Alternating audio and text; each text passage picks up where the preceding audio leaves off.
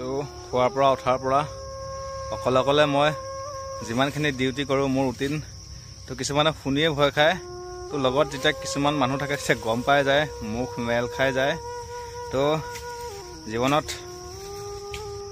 যেতিয়া আপুনি সৎ পথত চলিব, কষ্টৰে জীৱন সংগ্ৰাম কৰিব, সততাৰে অহিত চিন্তা নকৰে আনৰ বাবে, আনক যেতিয়া ক্ষতি নকৰে, তেতিয়া আপোনাক নিশ্চয় ভগৱানে সহায় কৰিবই।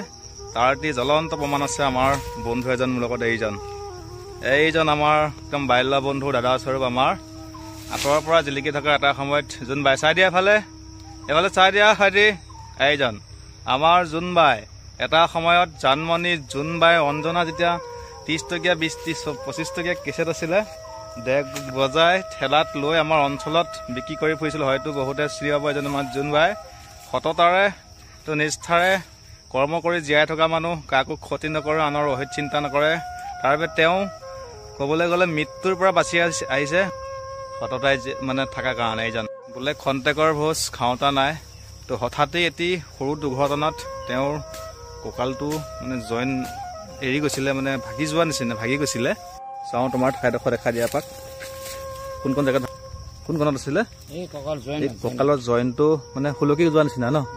জইন সুলকি গৈছে। দুখৰ বিষয়। এতিয়াও এয়া সুস্থ বৰ্তমান। আমাৰ অঞ্চলৰ ৰাইজে, আমাৰ নিজৰ আত্মীয় কুটুমে হয়তো ভাবিব পৰা নাছিলোঁ যে তেওঁ এনেকৈ সুস্থ হৈ আহিব। তো ট্ৰিটমেণ্ট খুব কম ট্ৰিটমেণ্টত। কি ট্ৰিটমেণ্ট কৰিছিলা? অসমীয়া ঔষধ এডাল লতা, একদম সাংঘাতিক লতা। যদি আমাৰ ওচৰৰ মানুহ কাৰোবাক লাগে তেওঁ সৈতে যোগাযোগ কৰিব পাৰে। কঁকাল ভাগি টুকুৰা হৈ যোৱা মানুহ এতিয়া খাৰা হৈ। তো মোৰ কষ্ট দেখি তেওঁ নিজে নিজে আহিছে মোক অকণ সহায় কৰিবলৈ। তেওঁ বেছি ডাঙৰ পৰা কৰিব নোৱাৰে, ধুনীয়াকৈ গুৰি বগুৱাই আছে। এয়া চাওক, প্ৰায় আধা ঘণ্টামানত মোৰ 4 লাইনমান কাটিয়ে দিলে। এইবিলাক কৰ্ম স্পৃহা থকা মানুহ, জীৱন সংগ্ৰাম কৰা মানুহ, কষ্টৰে সততাৰে। এয়া এক নিদৰ্শন। তেওঁলোকৰ কথা চিন্তা কৰি, তেওঁলোকৰ আদৰ্শ হিচাপে ভাবি আমি কামবোৰ কষ্টৰে কৰি আছোঁ। তো ইয়াৰ পৰা এটা ইমেজ দিওঁ, সততাৰ যদি আপুনি থাকে, কাকো যদি অহিত চিন্তা নকৰে, ভগৱানক শ্ৰদ্ধা কৰে, সহায় কৰিবই, কিন্তু আনক ক্ষতি কৰিব নালাগে, অন্যায় কৰিব নাপায়। একদম বহুত সৰুৰ পৰা কষ্ট কৰি জীৱন সংগ্ৰাম কৰি চলি থকা লগত তেওঁ কঁকাল ভাগি পৰি থকা অৱস্থা মানুহ, আশা বাদ দিয়া মানুহ এতিয়া জিন্দা হয় ধুনীয়াকৈ। দিয়া কাটা অকণমান, এয়া বেকআপ। কিন্তু মনটো ভাঙি নেপেলায়। মানুহৰ মনটো ডাঙৰ যুঁজ হয়। হা, মেইন বস্তু সেইটো। মানুহৰ মনটো খুব ডাঙৰ এটা এনাৰ্জি, ডাঙৰ শক্তি মনটো। ইমান ডাঙৰ বেমাৰটো তেওঁ মনটো ভাঙি পেলোৱা নাই।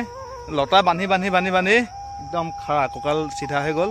তো বৰ বেছি কষ্ট কৰিব পৰা হোৱা নাই, তথাপিতো মানে ৰখি থাকিব নোৱাৰে। কষ্ট কৰা মানুহ ৰৈ পেলাই বহি শুই খাব নোৱাৰে, গতিকে এই কষ্ট কৰি আছে। যে কথা পাতিম, সময় আহিব, সময় আগবঢ়াম।